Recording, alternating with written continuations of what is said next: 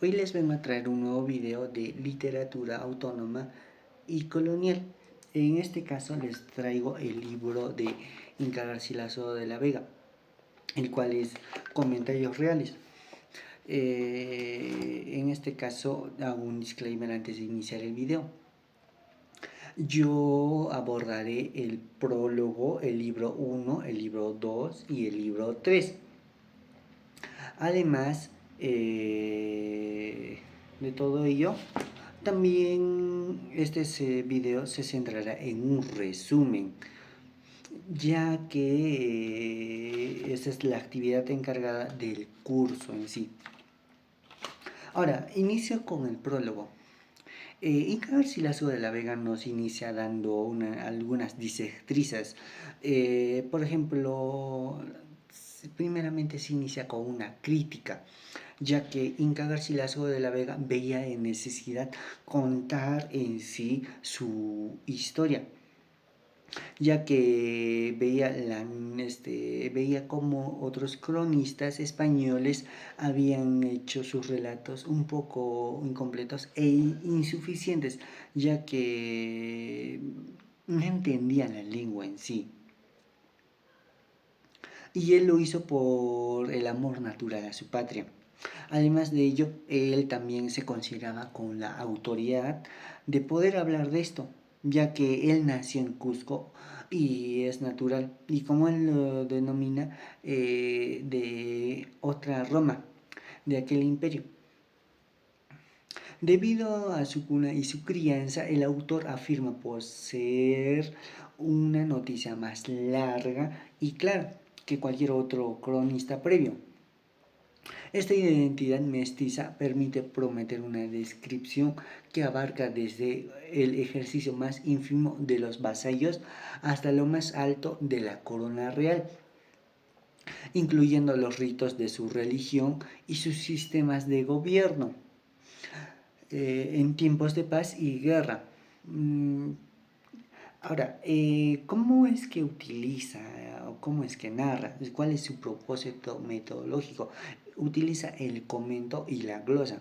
Garcilaso es explícito que su intervención no es contradecir a los historiadores españoles, sino es servirles de comentario, glosa e intérprete, que explica que los autores extranjeros, al no conocer al fondo la lengua original o la lengua general del Perú, entre comillas quechua, también tenemos la parte de que es tiene que sus directrices no han podido ser bien establecidas. Por otra parte, tenemos otra directriz que nos hace una aclaración, es el cual él se compromete a decir toda la verdad y hablar solamente del imperio inca.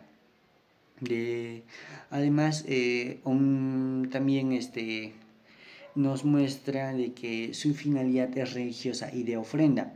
Garcilaso ofrece su trabajo a la piedad del quien la leyere y la República Cristiana, sin pretender otro interés que el servicio espiritual. Su objetivo final es de que se le den gracias a Jesucristo y a la Virgen María de haber sacado a tantas naciones del abismo de la idolatría, para reducirlas al gremio de la Iglesia Católica Romana. Concluye mencionando que se encuentra escribiendo otros 2 libros sobre los sucesos ocurridos entre los españoles y su tierra hasta el año 1560, fecha en la que salió del Perú hacia España. Otros datos también interesantes que se nos dan a describir es de que Inca Garcilaso de la Vega se nos detalla en que él aprendió antes del español el quechua, es la lengua, y él lo detalla como con este término, la lengua que mamé en la leche. También tenemos otra curiosidad, es que durante su bautizo o su nombre, el cual era Gómez Suárez de Figueroa, se nos detalla esto. Por otra parte, también se nos detallan diferentes disectrices, incluso de que es este libro se señala que de los comentarios reales, que de los 262 capítulos, 58 se ocupan de economía, 38 de religión, 17 de política, 14 de organización social, 10 de arte, 7 de educación, 6 de ciencias, 4 de mito, 3 de derecho y 3 de lenguaje, 2 de técnica, 2 de magia y 1 de moral y 1 de filosofía. Y Garcilaso nos explica que tales capítulos no se suceden, sino se entrecruzan, es decir, que tienen una cierta concatenación. También se nos explica en estos capítulos algunas cuestiones. Iniciamos por el libro 1 o el libro primero. Ya. En el libro primero se nos detalla 26 capítulos. Yo decidí reducirlos por temáticas de cada uno de estos capítulos, ya que esto nos ayudaría en gran manera a entender mejor este resumen. Inicio con la cosmografía y el descubrimiento, desde el capítulo 1 hasta el capítulo 3.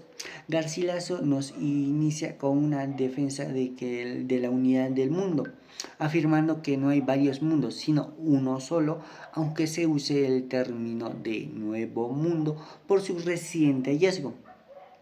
Nos habla también sobre la habitabilidad de las zonas. Refuta a los antiguos filósofos que aseguran que la zona tórrida no es habitable. Pero él dice que sí es habitable, ya que él se basa bajo su propio vivir. Es decir, de que él nació en aquella zona tórrida. Por la experiencia de estar viviendo en Cusco durante 20 años.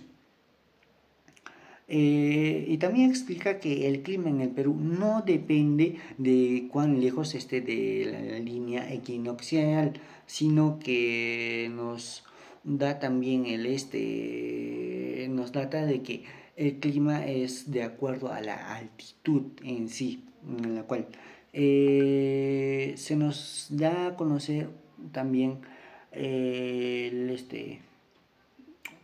un relato en sí de cómo es que se conoció originalmente América, el cual se le acredita a Alonso Sánchez de Huelva, quien fue el primer español, se podría decir, el quien llegó a estas tierras, conocía estas tierras desconocidas.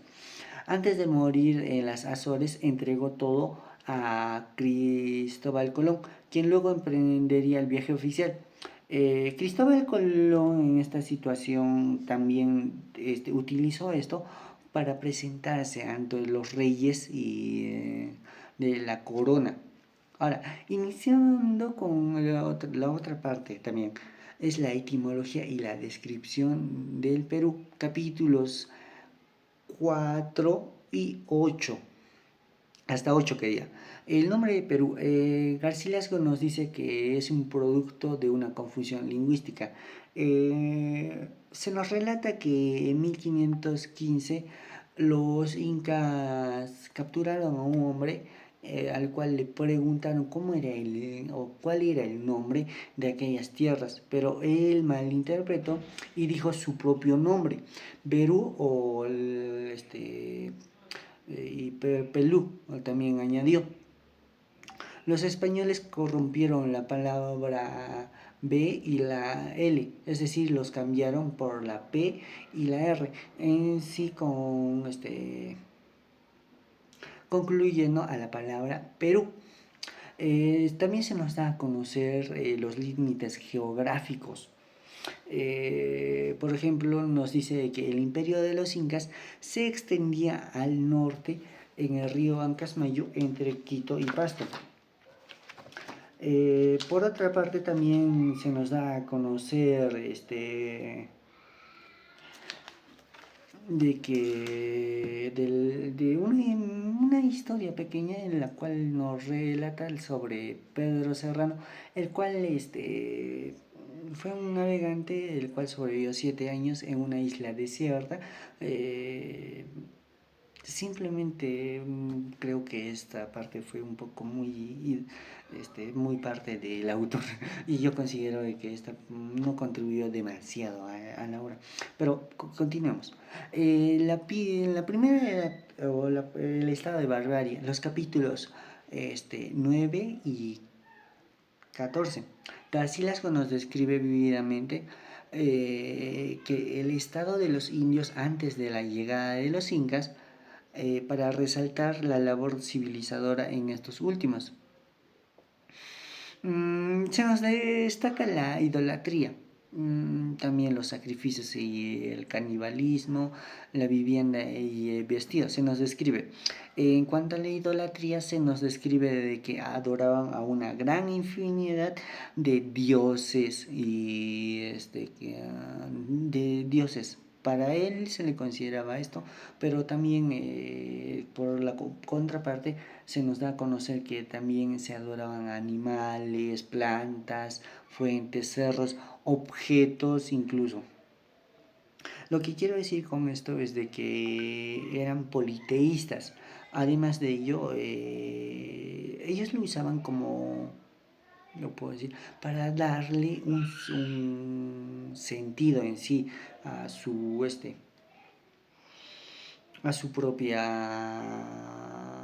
a las cosas desconocidas, al igual que los griegos en sí.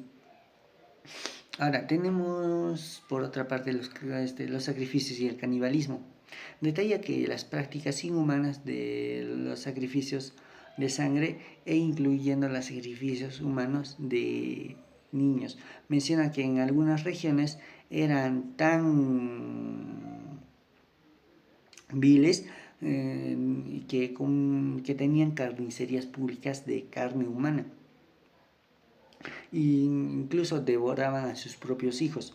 No voy a entrar a detalles de esto porque es un contenido un poco fuerte en sí, pero se podría decir de que en esta parte los,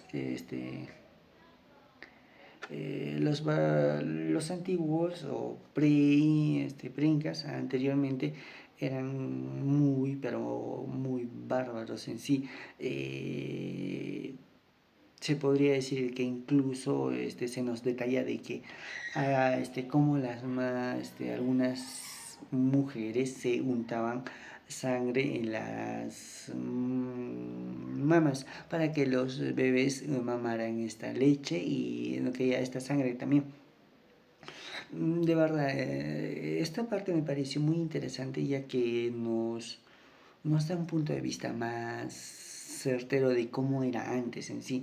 Y bueno, vamos a también tener un contraste con lo que es eh, con lo que es el Imperio Inca, pero también tenemos su etapa de transición. Pero ahora vamos a enfocarnos en los libros 15 y 18, el cual nos detallan el origen de los incas y la fundación del Cusco, el mito del Titicaca o el sol apiadado de la vida bestial de los hombres, el cual envió a dos de sus hijos, Manco Cápac y Mama Ocllo. Salieron del lago Titicaca con una vara de oro que debía hundirse en el lugar donde el sol quería que fundaran la capital. La vara de oro se hundió en el cerro Juanacauri. Allí fundaron la ciudad de Cusco, dividiéndola en el Hanan Cusco o Cusco el Alto, poblado por los seguidores del rey, y Jurin Cusco, Cusco el Bajo, poblado por los de la reina. También se nos detalla de que